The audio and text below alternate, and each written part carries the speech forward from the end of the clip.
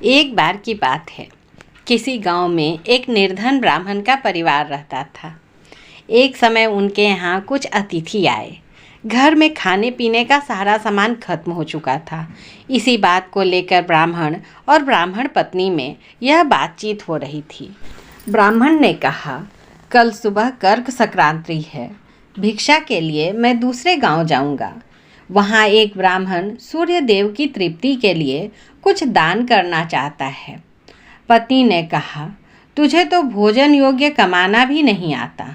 तुम्हारी पत्नी होकर मैंने कभी सुख नहीं भोगा, मिष्ठान नहीं खाए, वस्त्र और आभूषणों की तो बात ही क्या कहनी। ब्राह्मण ने कहा, देवी, तुम्हें ऐसा नहीं कहना चाहिए। अपनी इच्छा के अनुरूप धन किसी को नहीं मिलता। पेट भरने योग्य अन्न तो मैं भी ले ही आता हूँ। इससे अधिक की तृष्णा का त्याग कर दो। अति तृष्णा के चक्कर में मनुष्य के माथे पर शिखा हो जाती है। ब्राह्मणी ने पूछा, ये कैसे? तब ब्राह्मण ने सुअर, शिकारी और गीदड़ की कथा सुनाई। एक दिन एक शिकारी शिकार की खोज में जंगल की ओर गया। जाते जाते उसे वन में एक काले अंजन के पहाड़ जैसा काला बड़ा सुअर दिखाई दिया। उसे देखकर उसने अपने धनुष की प्रत्यंचा को कानों तक खींचकर निशाना मारा। निशाना ठीक स्थान पर लगा। सुअर घायल होकर शिकारी की ओर दौड़ा। शिकारी भी तीखे दांतों वाले सुअर के हमले से गिरकर घायल हो गया। उसका पेट फट गया। शिकारी और शिकार दोनों का अंत हो गया। इस बीच एक भटकता और भूख से तड़पता गीदड़ वहां से आ निकला। वहां सुअर और शिकारी दोनों को मरा देखकर वह सोचने लगा, आज देववश बड़ा अच्छा भोजन मिला है। कई बार बिना विशेष उद्यम के ही अच्छा भोजन मिल जाता है। इसे पूर्व जन्मों का फल ही कहना चाहिए। यह सोचकर वह मृत लाशों के पास जाकर पहले छोटी चीज़ें खाने लगा। उसे याद आ गया कि अपने धन का उपयोग मनुष्य को धीरे धीरे ही करना चाहिए। इसका प्रयोग रसायन के प्रयोग की तरह करना उचित है। इस तरह अल्प से अल्प धन भी बहुत काल तक काम आता है। अतः इसका भोग मैं इस रीति से करूँगा कि बहुत दिनों तक इनके उपभोग से ही मेरी प्राण यात्रा चलती रहे।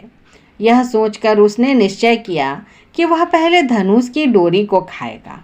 उस समय धनुष की प्रत्यंचा चढ़ी हुई थी। उसकी डोरी कमान के दोनों सिरों पर कसकर बंधी हुई थी। गीदड़ ने डोरी को मुख में लेकर चबाया। चबाते ही वह डोरी बहुत वेग से टूट गई और धनुष के कोने का एक सिरा उसके माथे को भेद कर ऊपर निकल आया, मानो माथे पर शिखा निकल आई हो। इस प्रकार घायल होकर वह गीदड़ भी वहीं मर गया। ब्राह्मण ने कहा, इसलिए मैं कहता हूँ कि अतिशय लोभ के से माथे पर शिखा हो जाती है। ब्राह्मणी ने ब्राह्मण की यह कहानी सुनने के बाद कहा, यदि यही बात है तो मेरे घर में थोड़े से तिल पड़े हैं। उनका शोधन करके कूट छाँट कर अतिथि को खिला देती हूँ। ब्राह्मण उसकी बात से संतुष्ट होकर भिक्षा के लिए दूसरे गांव की ओर चल दिया।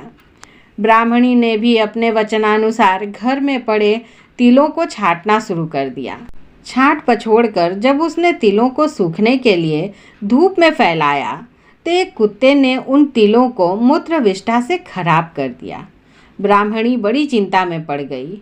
यही तिल थे जिन्हें पकाकर उसने अतिथि को भोजन देना था।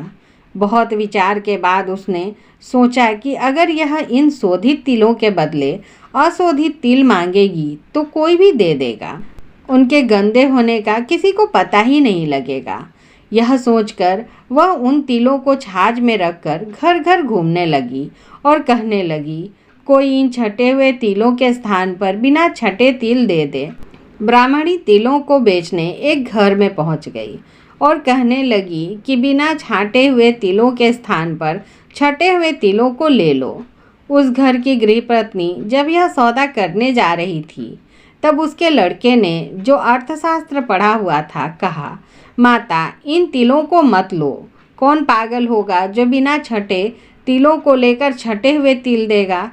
यह बात अकारण नहीं हो सकती। जरूर इन छटे तिलों में कोई दोष होगा। पुत्र के कहने से माता ने यह सौदा नहीं किया। इस कहानी से हमें यह शिक्षा मिलती है कि बिन कारण कार्य नहीं होता।